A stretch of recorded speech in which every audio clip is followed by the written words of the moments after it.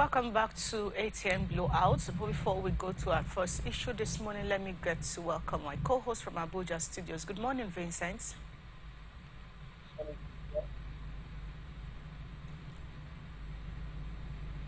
How is Abuja today? Good. Abuja is great and cool as usual. We're ready to blow out from our end. Absolutely.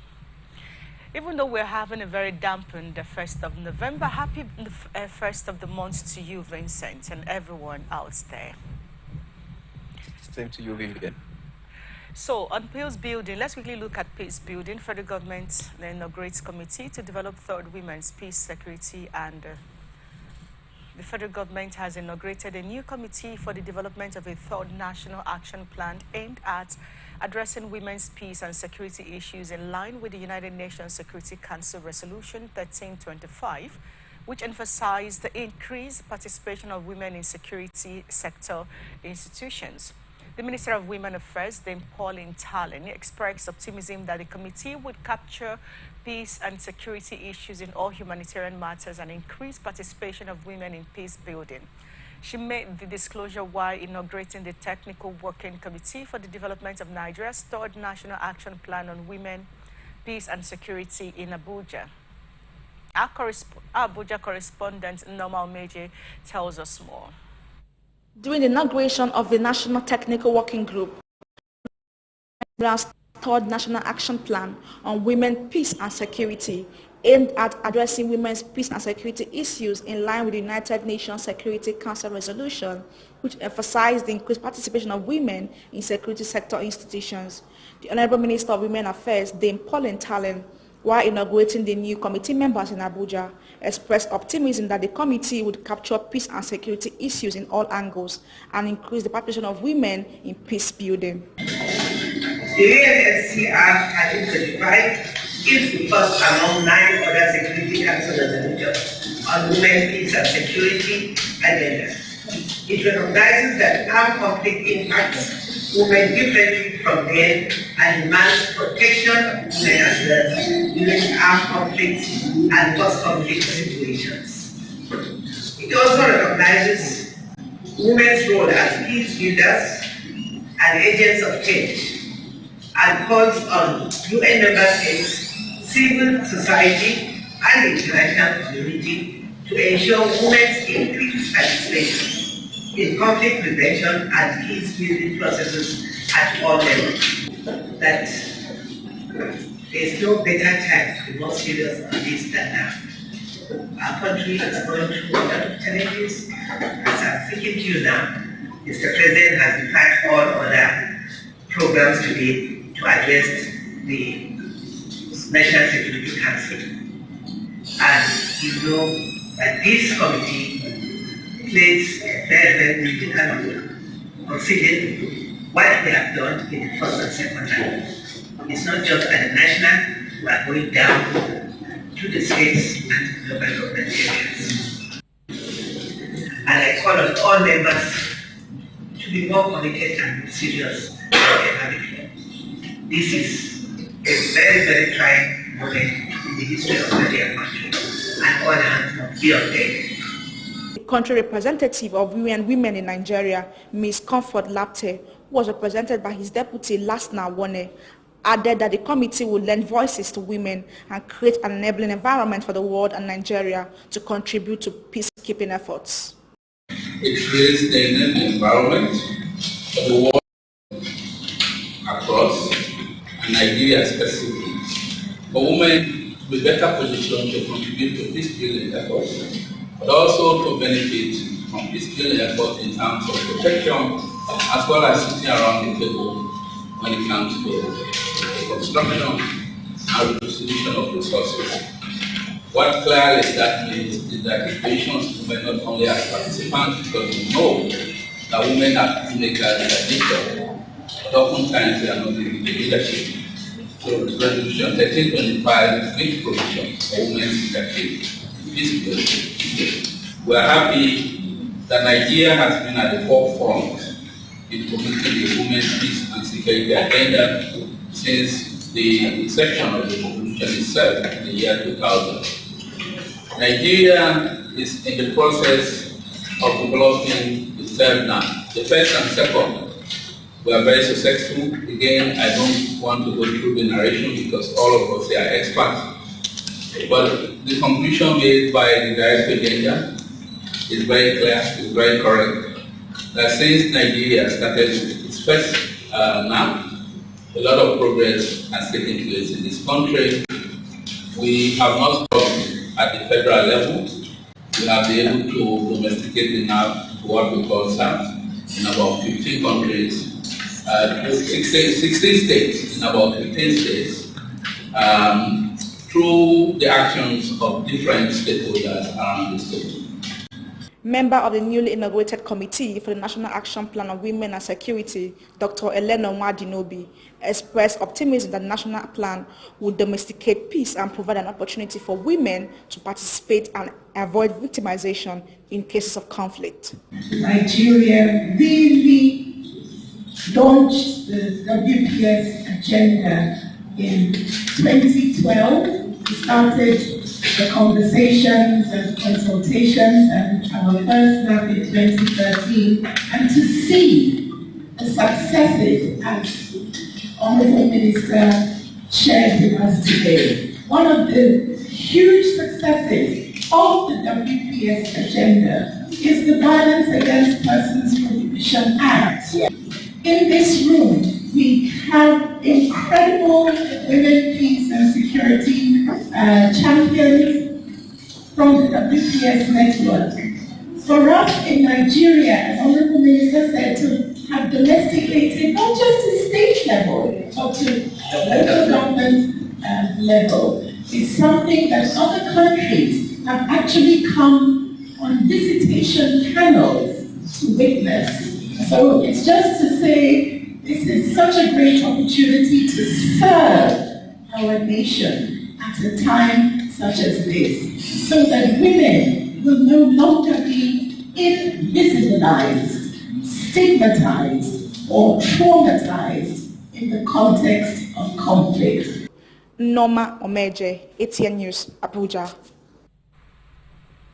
All right, good to have you back on ATM Blowouts. And now, the role of women in peace building or security may not be one of those big stories you know out there, but at the time that we live in, especially in Nigeria, this has become a very critical conversation that we need to have.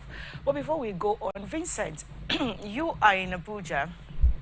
Now, when we talk about the role of women, how often do you see, when you go out there, how often do you see women, not the police women, standing on the road? No, that's not what I mean.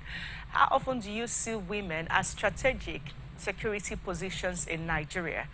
That is, for me, that's one thing you don't see often. When you come into the force, they're primarily for some time, maybe PROs and all of that. Now, when you come into the communities, for instance, they are primarily seen when they are called to get involved. But let's have the conversation on the role of women in peace building generally, security and what have you. If we are to have Nigerian women or women from across the world getting fully immersed in the security discussions and issues surrounding security meetings, do you think it could throw a better light that maybe the male folk don't seem to see when it comes to managing security? Don't mind me, I'm not trying to be very gender biased, but just putting it out there.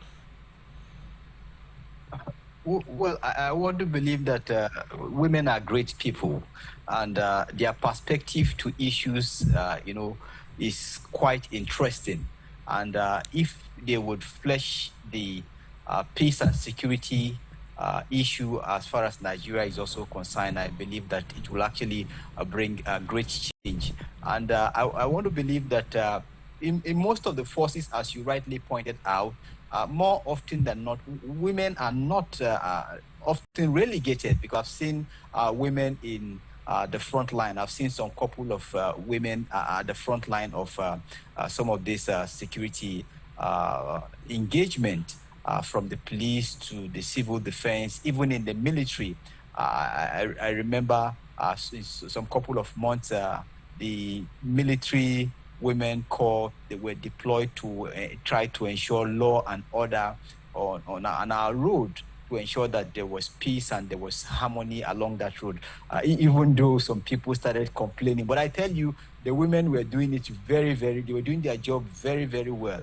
And for some of us, we felt they should be allowed to continue the job because of the kind of situation we face on that particular route. But of course, the civilian system of a thing, they will always feel that military shouldn't be at some point, and that due to some complaints, the women were pulled out. But I think women are doing a great job. But the issue there is particularly the issue of space. They seem not to have the opportunity as far as Nigeria is concerned.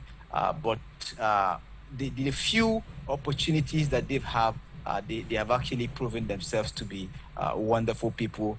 But what we should be looking forward to is how these people the committee will do a great job in pushing for more space for women, more opportunities for women to prove themselves in order to ensure that the security of Nigeria and the peace of Nigeria is, promoted to the next level.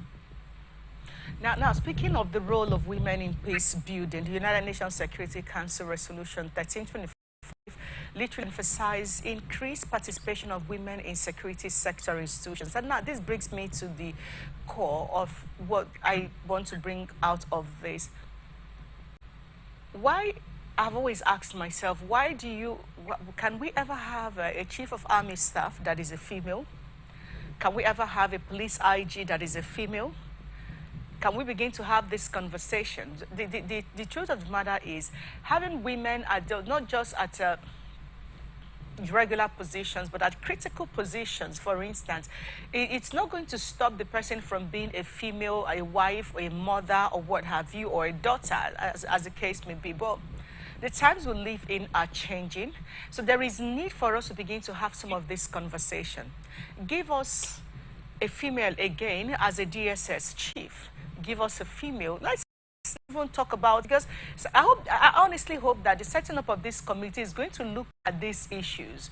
The world is changing. Our girls, we are going to women, we're having daughters and all of that. We're seeing how much exploits they are doing across the globe. Now, when you talk about security, in bringing women to play key roles in security institutions in the country as part of the United Nations plan for women and all of that, it becomes pertinent to now begin to ask questions and raise awareness on the need to have a change of administration or roles when it comes to people genders holding critical positions. I do not think it would be a bad idea to have a female IGP for once. I do not think it would be a bad idea to have a female spokesperson, defense spokesperson for the Nigerian military. I do not think it would be a bad idea to have women that have served and that knows their word when it comes to security issues, getting them fully involved in security institutions as key players, not just as those playing second fiddle. I believe they went through the same training. I believe they have a good head on their shoulders. Otherwise, they wouldn't have even grown to the point where they are. But I mean, a sector commander should be a female. What is wrong with that? So the level of patriarchy system that we have operated for quite some time is somewhere. So when it comes to the issues of security, everyone knows that when you hand over certain things to a woman, that she gives it detailed attention. The thought she gives it will definitely not be the way a man will give it. Considering where we are in our national security right now, this conversation about the role of women in peace building is actually a very critical one. We appreciate Mr. President for setting up the committee, and of course, we hope that the Minister of Women Affairs can go beyond having a conversation and ensuring that the needful is done. And now that's because the President has done what he needs to do, but as the Minister of Women Affairs, then Paul in Tallinn, you need to go beyond expressing optimism and begin to push for the right conversations with key stakeholders. We need to have this conversation, find out, go beyond the norm, get to these sectors, have meetings with them, have conversations with them, begin to question what is and what is not. Security is not just a male responsibility. There are women who are in the army, in the navy, in the air force, and what have you.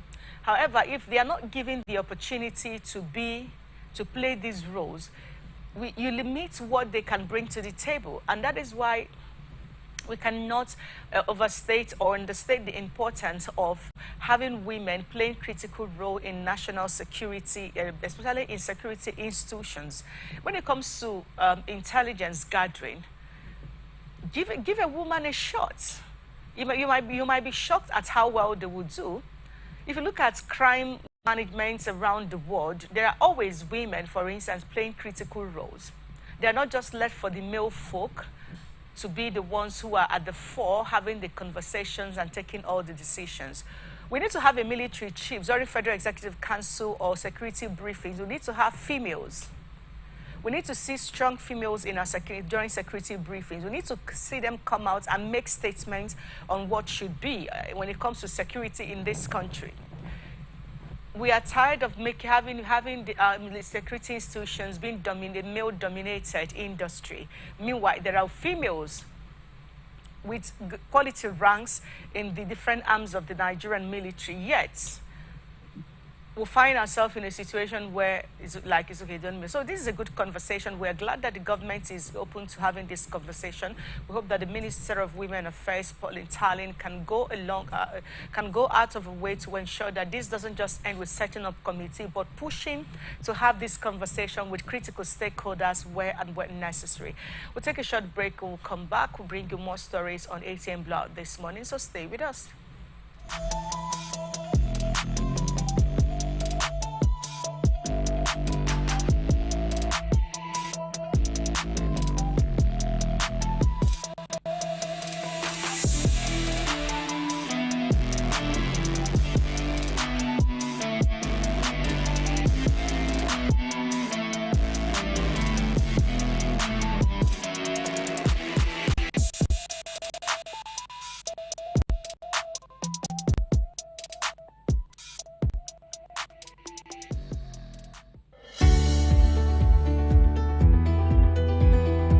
People into the country illegally. That is amazing. Honorables, you human trafficker. Honorables, You are a human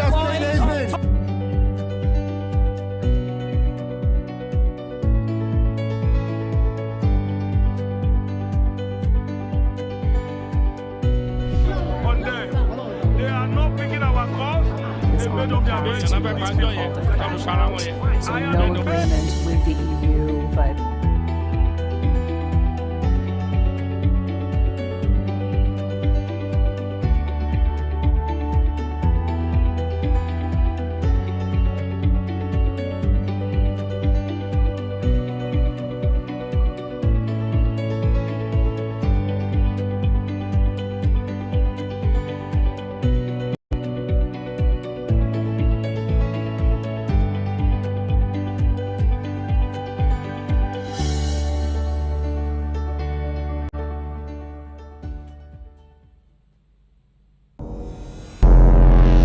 Every day, our lives are changed by history.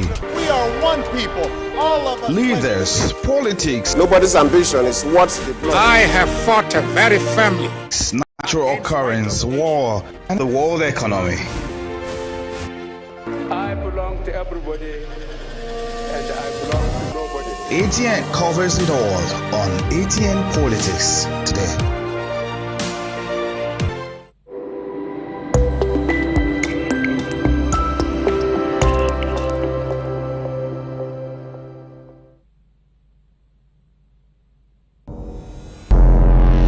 Every day, our lives are changed by history. Politics. Nobody's ambition is what's the blood. I have fought very firmly.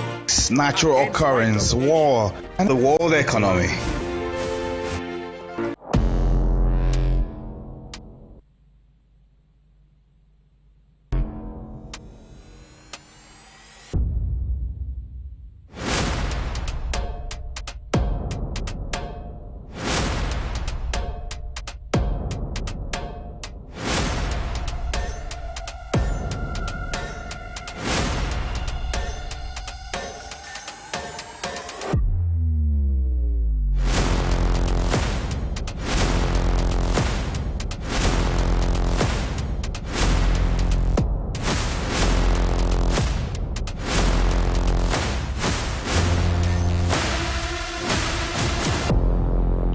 welcome back to ATM Blowout. But before we get on, let me welcome our guest for today. Before we get to the next story, Professor Ben Nannen, good to have you on ATM Blowout.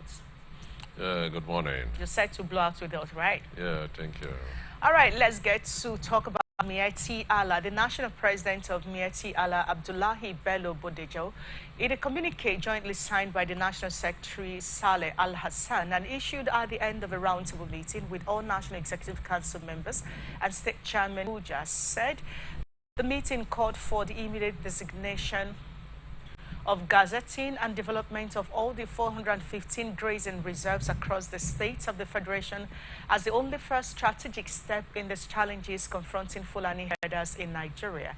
Now, he said this will include building of earth dams and solar boreholes, building of veterinary clinics, development of dairy milk collection centers. The meeting observed the need for overhauling of Nigeria's security and justice systems to address cases of injustice and access to justice by pastoralists, as many of our youth are languishing in detention centers across the country.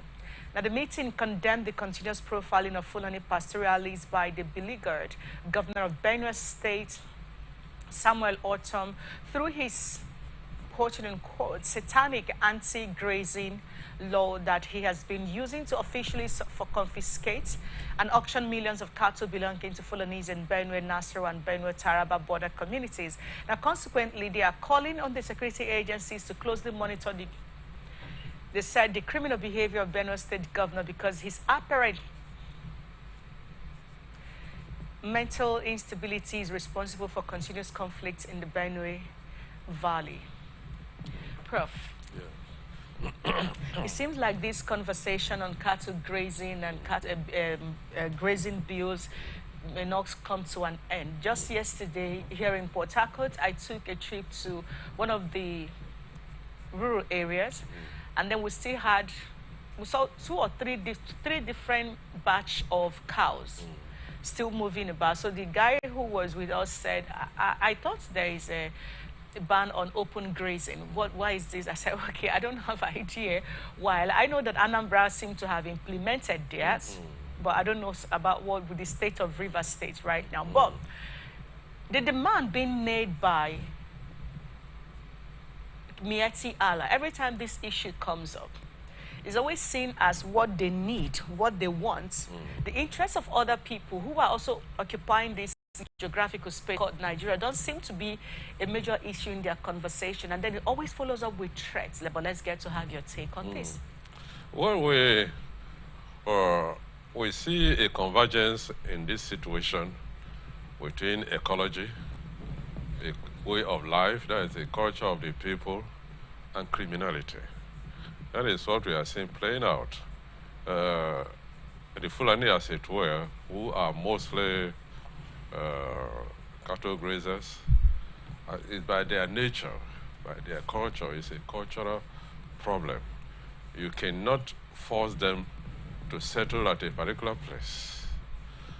If you look at the history of the origin of the Fulani in Nigeria and across West Africa, you know, they originated somewhere in the extreme west of West Africa, from Futajalon area, Guinea, and so on, and in the course of the 18th century, began migrating eastwards, getting into Hausa land. And you know, they had an Islamic culture wherever they came from. The Islamic religion became part of their cultural heritage. And so that is why when they got here to Sokoto, migrating eastward to Sokoto, they unleashed the jihad at the beginning of the 19th century under Uthman Dan Fodio.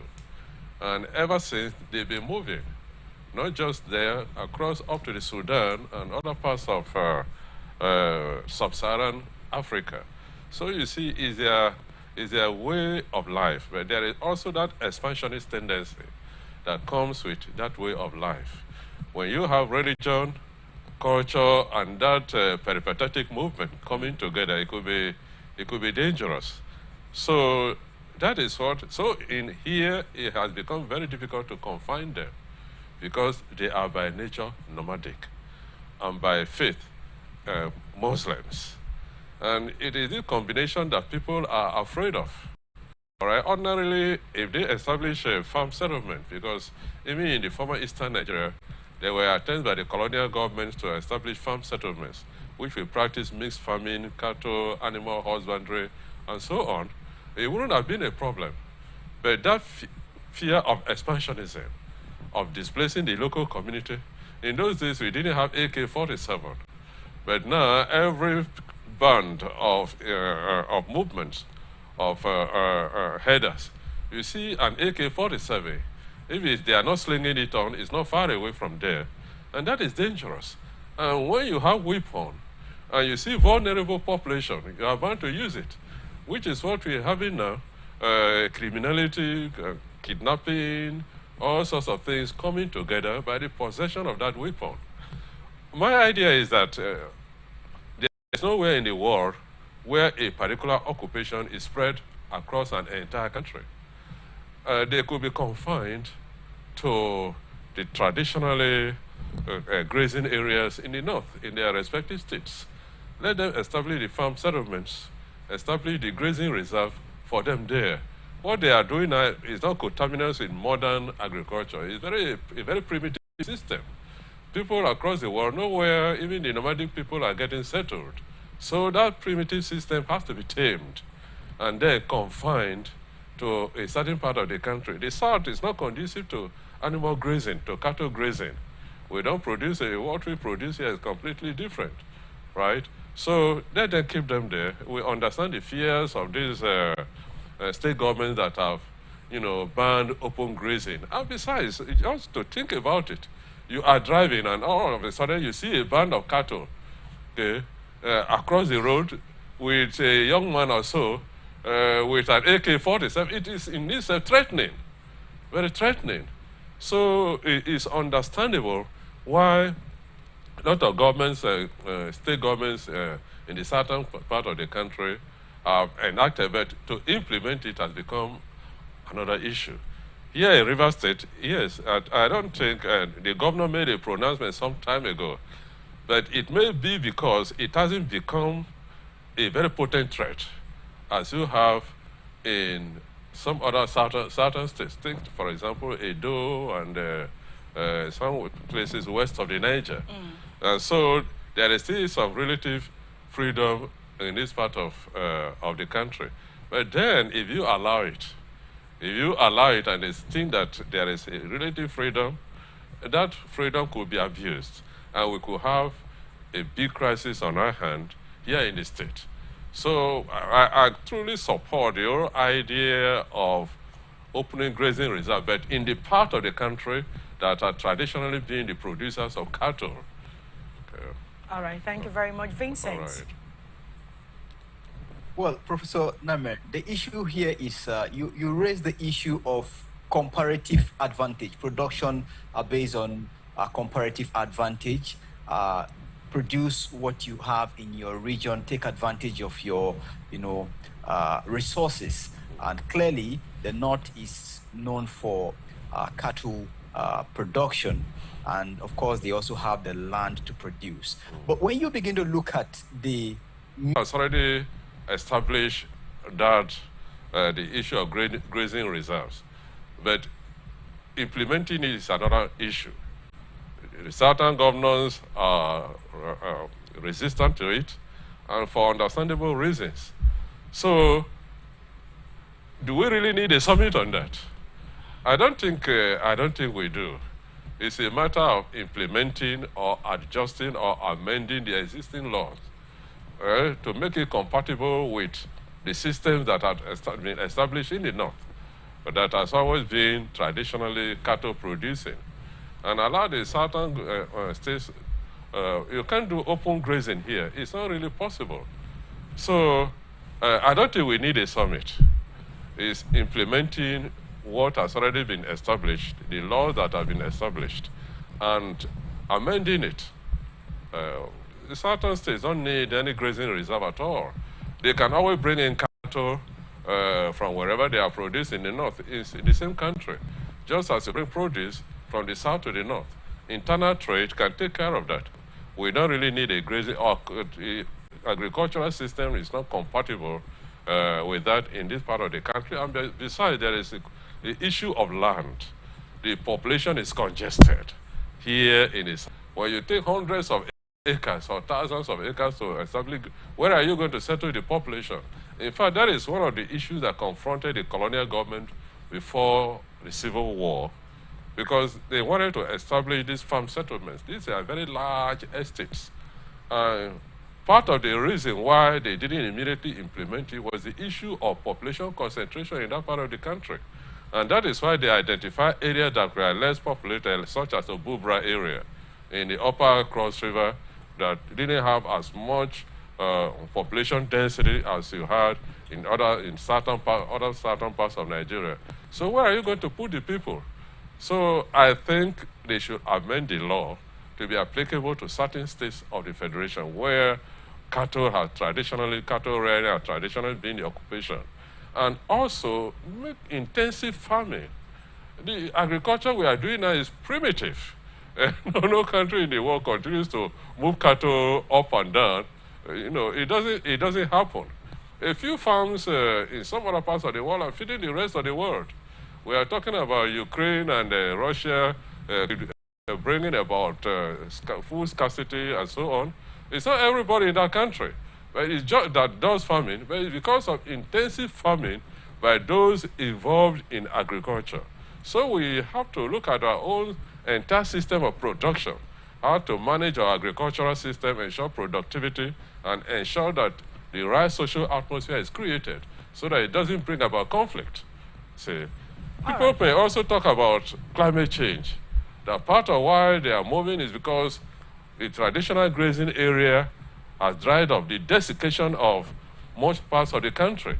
So you see the effect of climate change also playing a role, some may say even a critical role. Most of Lake Chad is now 10% of what it was 30 years ago.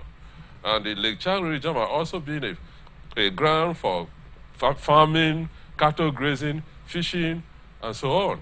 So you see, these nomadic people are being pushed southwards. But that physical movement is not the answer.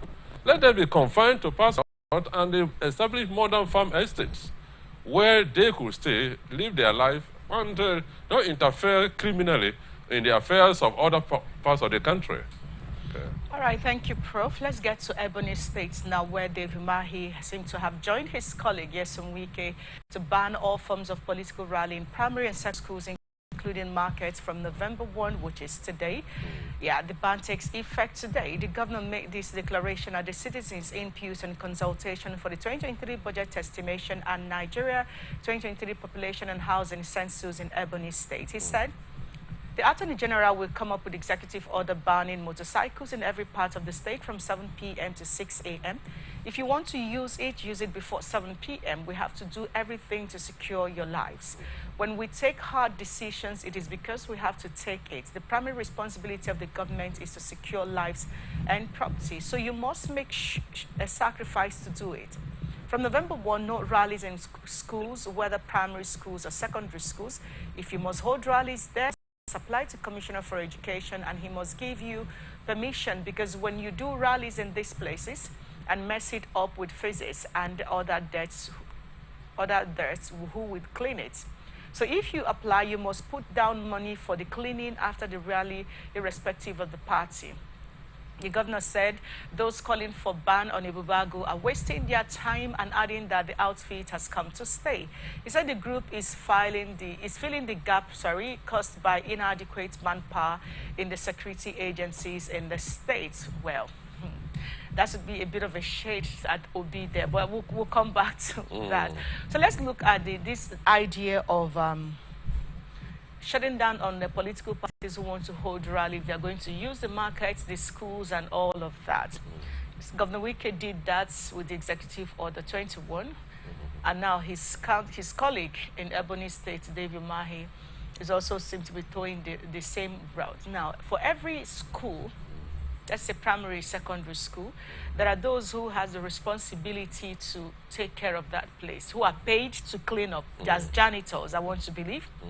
So now, if an indigene or a native of a state chooses to use the venue of either of these schools for rally, You're not saying they will no longer do that, except they do certain things. For a lot of people, oh, that's him protecting the state, like I said, making sacrifice. But for other persons, they're looking at it as a way to infringe on the rights of other political parties. All political parties who would want to do that, especially when there's some fine attached to it.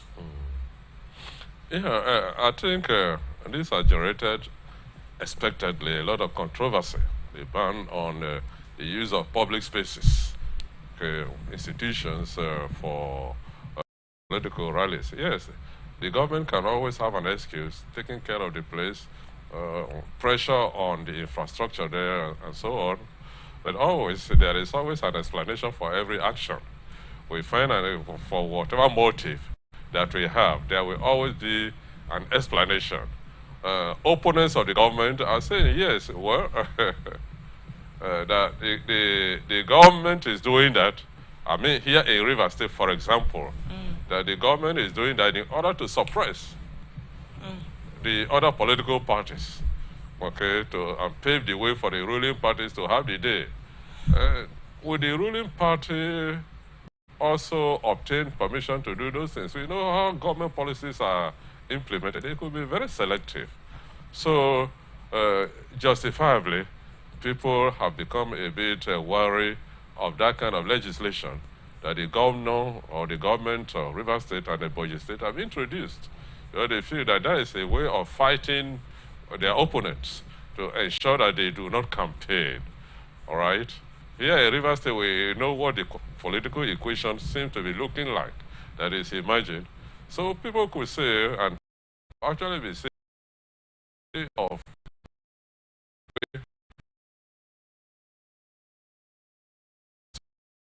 here in the past the last election, some particular party didn't even hold an election.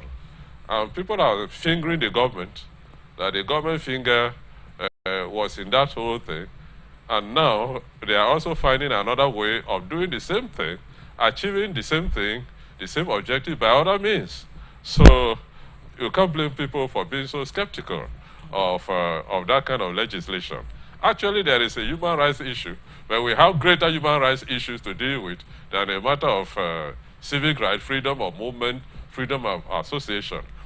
Most people would think it is a political manipulation that is unfolding in the two states. And but would anybody be wrong to draw such a conclusion? Yeah, I don't think they would be wrong. Also, people are entitled to their opinion. Yes, I think there is some reason. If you come to think about it, and coincidentally, before recent times, Ebonyi State Governor and Rivers State Governor, they've not been the sweetest of powers. All right? So it's like some kind of, people could say, here, I can as well do the same thing to favor my own party. So all kinds of inferences could be drawn from such action, but it is a regulation or a... Well, we will keep watching as it all unfolds. But let's look at something that has been in the news for quite some time, and that's on security advisory. A statement released to newsmen on this issue reads that the area mostly concerned was the evacuation departure orders purportedly issued by foreign authorities to their citizens in FCT, Abuja, and other parts of the country. Now, this action, the group is saying, passes a message that the nation's federal capital city and Nigeria at large is not habitable for business and legitimate activities due to insecurity, even though it does not reflect the reality of the security situation, because the reverse is the case. They said the war against terrorism is a global concern with very clear standard practices to observe in order to achieve the desired result, as we are not ignorant of it. However, they said their independent investigation revealed that global standard rules for national intelligence was grossly violated and the interests of the nation dismissed with an ordinary wave of hands by relevant authorities and foreign governments in this regard. So the group also recalled that terrorist attacks between 2011 and 2014 in Abuja, in which notable public and private buildings came under the attacks, including police headquarters, United Nations building, shopping malls, Yanya bus terminal, Abacha Barracks, Sigu Square, and others. During the period under review, the group said diplomatic embassies and other strategic locations were clearly marked for bombing by terrorists, while all residents of the FCT Abuja were operating in hiding places. Yet, no one departed the country at the time, the group pointed out. So they are querying now, why is it now that the security situation in Nigeria and FCT Abuja in particular have considerably improved? You're raising security fear, making the whole world to see intangibility as tangible. They said, we are not happy with this development and urge the federal government to do the same in order to avoid the repeat of this kind of unwarranted campaign and its attendant national embarrassment. As a people, we are totally committed to Nigeria's project, and therefore, the forthcoming general election is very important to us and don't want anything that will destroy its credibility and manipulate the outcome against the wishes of the electorate. The interest of the nation remains sacrosanct, and we shall continue to protect it irrespectively. However, the group concealed that whilst calling on the people to be security conscious at all times, we urge the federal government of Nigeria, international communities and media to adopt a high sense of professionalism in handling the security situation in the country. Now, this advisory note seemed to be creating a security advisory by the US and UK seemed to be creating all kinds of uproar. Well, this group is saying that it was even worse off a few years ago than what it is right now. As far as they're concerned, security situation is improving. So why is the US and the UK raising alarm? Do you think there is anything to this? You know, there is one thing we cannot play politics with. And it is the issue of security. We cannot play politics with the issue of security. And the situation in the country, security situation in the country, has been critical. And as it were, everybody is nervous when, you know, you suspect certain things, certain situations, given our experience in the past. I think the Americans and the British might not have been acting frivolously. That is without some evidence. But it depends also on the credibility and reliability evidence that they have to warrant such security advisory. I think some people are saying it as being, I won't call it scaremongering, but some people tend to see it that way. But I think no amount of scaremongering that is not preemptive can deal with the situation. So, I mean, overstate it instead of understating it. That is the way I see that whole thing. You have some distance, go as much as possible to dispel it instead of allowing it to happen. That level, it may not be justified, but in terms of security operations, you better prevent any potential threat before it manifests itself. Actually, it's destabilizing, and part of the security situation is psychological. People sometimes feel unsafe depending on the kind of information that they have. So it's also in itself generating psychological insecurity among the residents of Abuja and other parts of the country. So that is the way I see it.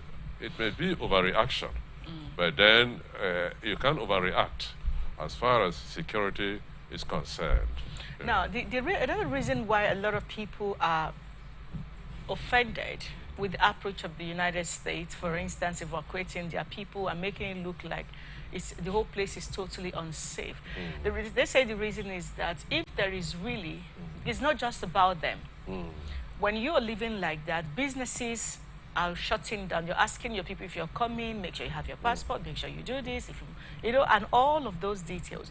So there are the lives of Nigerians should also count. Their mental state should also count, because this is where they are. So a lot of people believe that the US and the UK could have people outside this country. You see, security alerts are graded. depending on the credibility of the evidence at hand.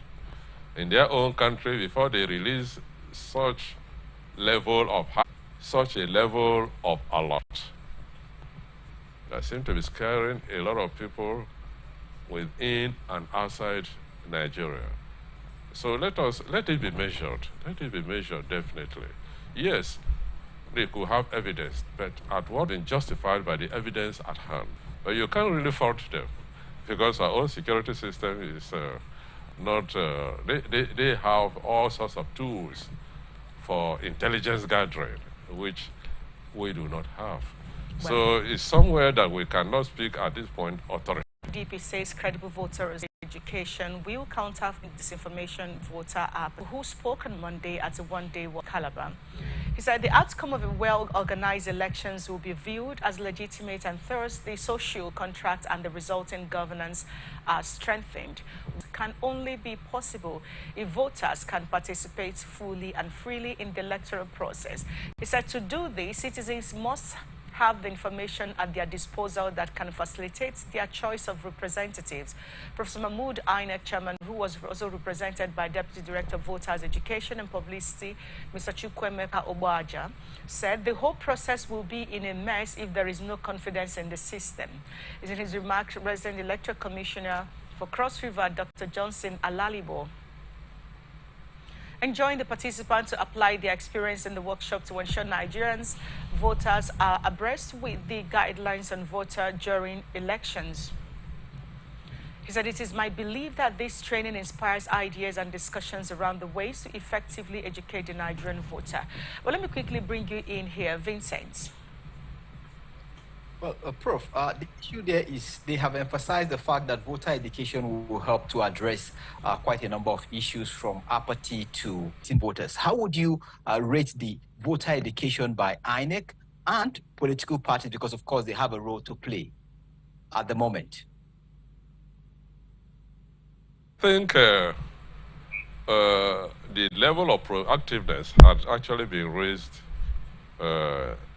in the current political season, the current election season, electoral season as we are entering. But it's always been the case in a high level of voter education being implemented.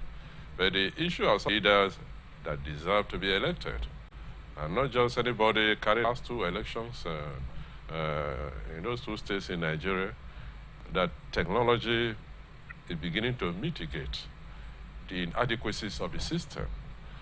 And voter education has been quite extensive. We must give credit to INEC that they've been very conscious of it, because their own reputation is at stake. A lot of money has been appropriated. Nigerians have a lot of putting a lot of pressure on INEC to ensure that we have a credible election. But in the past, the whole issue of carry-go was so destabilized the country so much. I remember in 2003, when President Obasanjo declared it a do-or-die affair.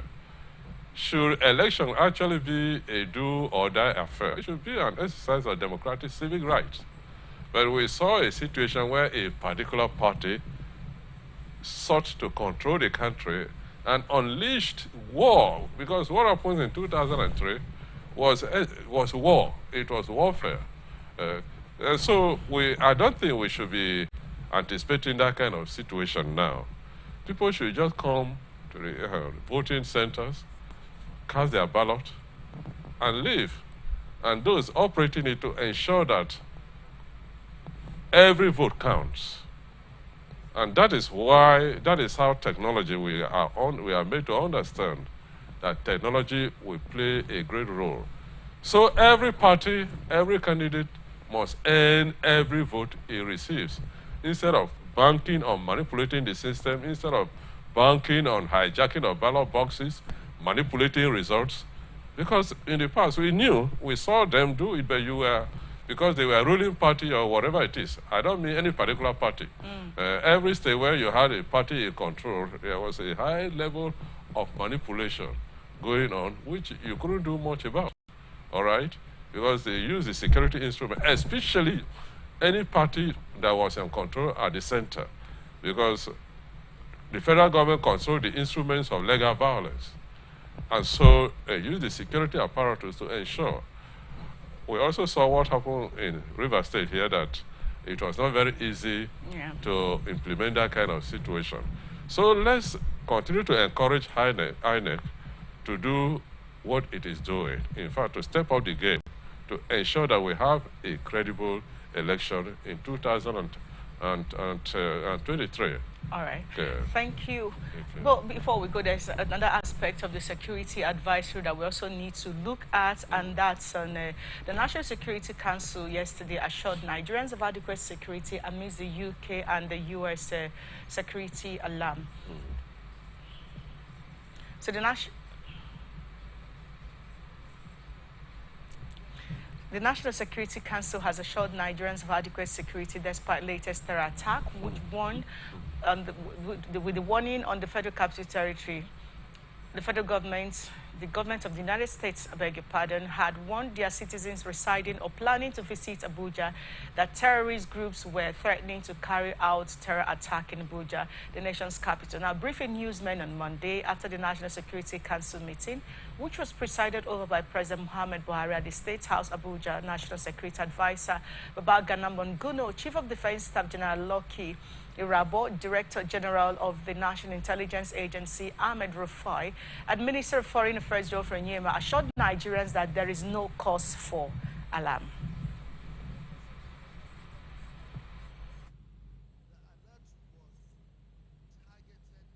Citizens of the United States residing in Nigeria in Abuja, not at the larger Nigerian society. Now, if that thing has cascaded to give a different impression, coloration, there's nothing anybody can do. The damage, whether it is intended or unintended, the damage has been done. People's minds have been, attuned to a state of insecurity, which is quite bad. There's nothing we can do. If the U.S. Embassy has gone out to give an advisory to its citizens, and it has also affected other people. But what I want you to know is that the advisory was issued to their citizens. As far as we are concerned, our own citizens are not in peril. This is just to illustrate the fact that the security agencies have been doing their work, and there's no need for people to be made to panic unnecessarily.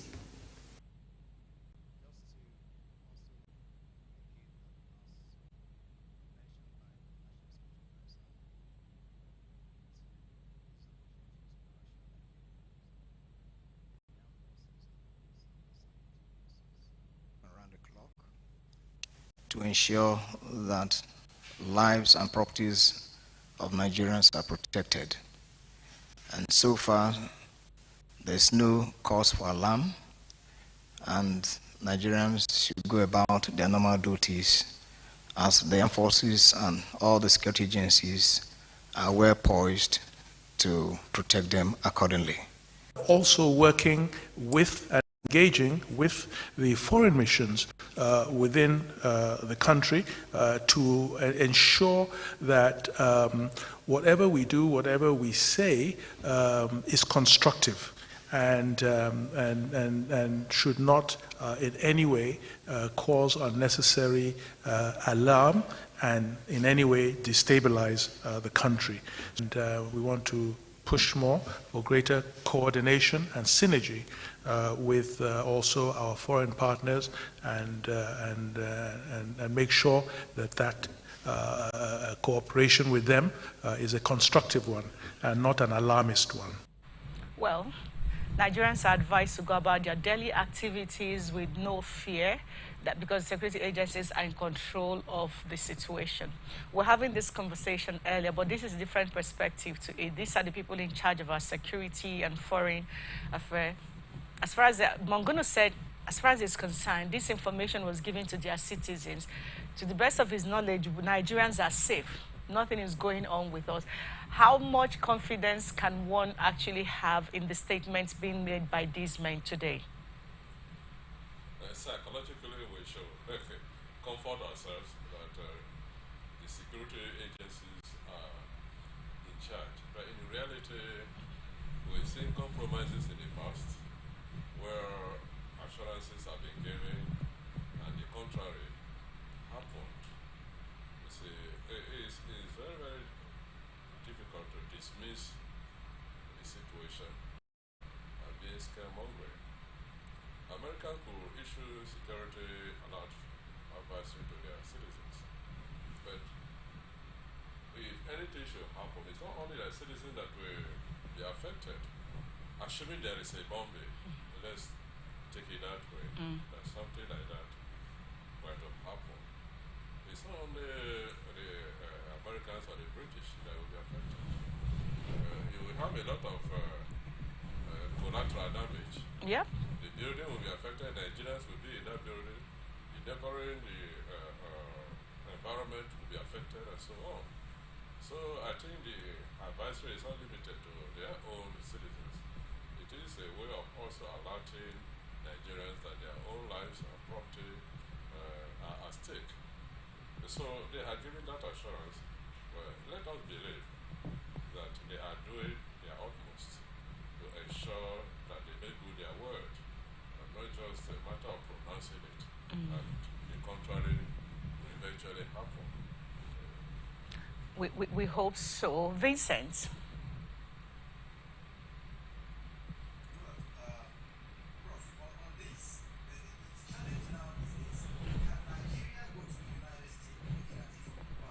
International relations and go to the United States and make such announcement or issue such advisory.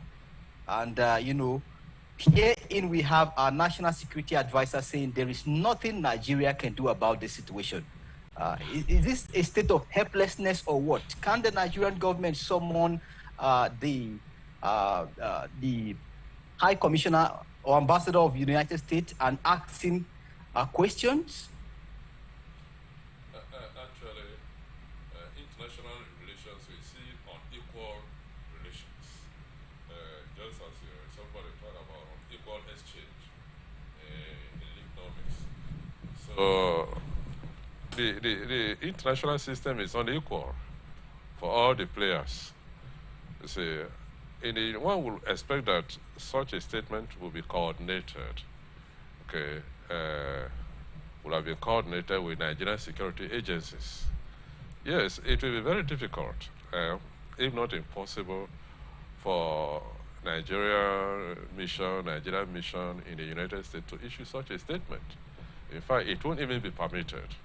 It will be assumed that the host country is in charge and nothing else could happen. Yes. It wouldn't just be allowed. It's almost impossible. But this is the unequal relations we're talking about, because some countries, they have more power than other countries and so on. They go there, they are not really mindful so much of the domestic environment, of domestic power structure, and so on. So that is part of our own weakness as a developing country, okay, as a very junior partner, so to say, in international relations is fortunate. But that is part of the power play you have in the international system. Okay, we saw some time ago when the United States entered from all the way, picked up somebody in Niger Republic. Okay, if you really see the amount of logistics and intelligence that goes into that, you try to go and pick their citizens just as a hawk who from the sky pick a helpless chicken on the ground and just flew off. And you see that level of power. We saw a bit exercise in the case of Bin Laden in Afghanistan during Barack Obama's regime in the United States, and we also saw it earlier this year when al-Zarawi, the leader of Al-Qaeda, was also eliminated. So that is the level of power some countries exercise in the international system. That level of power is not available to all the countries. Now, there is a quick question I have on this. While we look at the wrongs from the angle of the U.S. and the United Kingdom, allowing Nigeria's, primarily the trepidation people feel right now when it comes to Abuja is something else. Schools have been shut down. I don't know if they're back on right now. Maybe with the statement of National Security Advisor, they could be thinking of reopening the schools. But there's been telltales that could have even led to this. I understand the group we discussed earlier said in 2011 about it was worse off and all that Yanya bombing UN buildings and all of that. But this is the people who live in this country.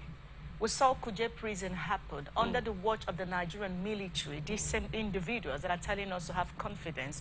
We also saw a whole lot that has happened afterwards, and the security situation lapses that shouldn't even be there. Now, why we blame the U.S. for coming to the public to embarrass us as a nation? How and where do you think we also need to begin to take responsibility for where we are? Actually, we should. We should take responsibility for giving the precedents that we have had. We've had a situation where even the presidential guard of the president of Nigeria have been attacked. One would think that, you know, in other situations, you would think that that is impossible. We saw what happened at Kuje prisons, as you have cited, and these incidents actually undermine confidence in our own security system. People could say that our system has underperformed, but in recent times there have been some improvement. But that doesn't mean that we are there yet. We have a long way to go in ensuring that Nigerian citizens are protected, that property is protected. And so you won't blame people if people become skeptical about the pronouncement of our security apparatus, our security agencies, because of what has happened in the past, because of precedents. So that is it. They have to improve. They have to sit up. They have to improve to ensure that they build confidence in Nigerians, in their own ability, I mean the security agencies, to do the needful, to do what they are paid to do what they are established to do, to ensure security of life and property in the country. A lot of people don't travel by road in this country anymore. Even the air is becoming unsafe and so expensive. So you still really see that movement in this country, that particular basic fundamental freedom, has been compromised, unwittingly, has been compromised. People, if you are going to Abuja or traveling to Lagos and so on, a lot of people, if you can't go by air, you can't make it. And you can understand why the air operators are literally holding the country to ransom in terms of the charges that they are making. And so that is it. They have to do something to restore public confidence in the ability of our security system to protect lives and property in Nigeria. All right, thank you so much, Professor Ben Nanin, for being part of ATM Blowout this morning. It's always an honor having to blow out with you. Thank you again for being here. Thank you very much. And that's been our show, but let's have a quick sound off from you, Vincent, before we go.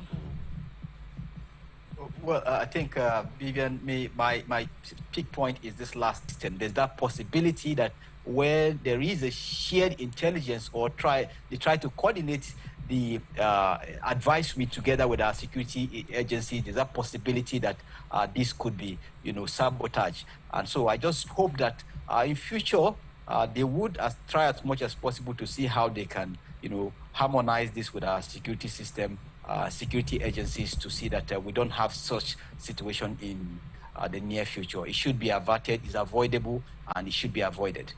All right, I'll just add my voice to that by quickly saying, while we blame the U.S. and the UK, it's embarrassing that this would happen to us in a time like this. But again, we are still talking about the Nigerian government nonchalance over what Alan Oyema, the CEO of peace has been going through for quite some time. Arewa Youth raised an alarm yesterday.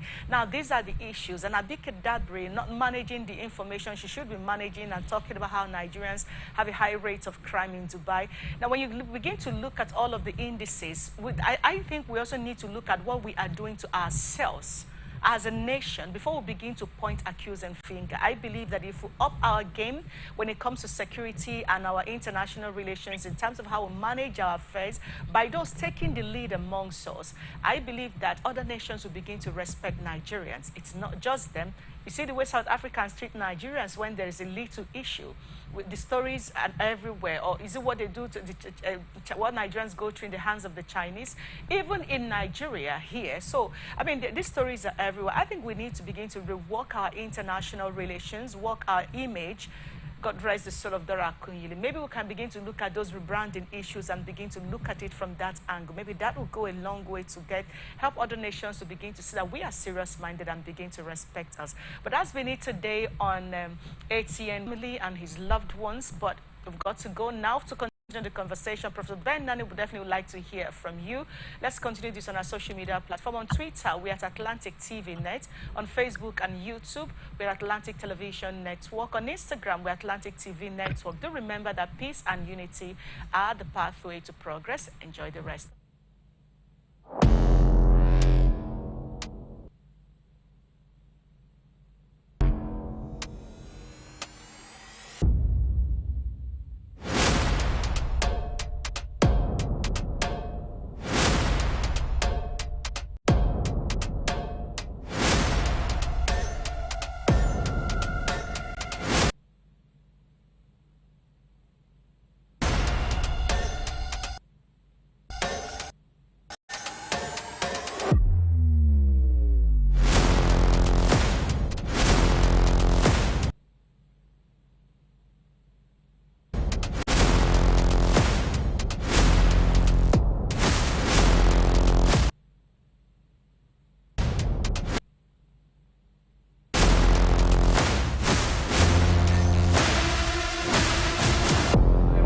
Everybody, and I belong to nobody. ATN covers it all on ATN Politics today.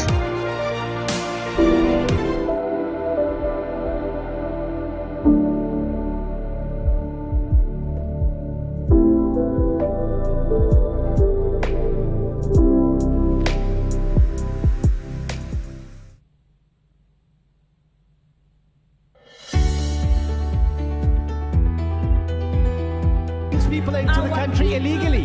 That is amazing. Honourable you human trafficker. Honourable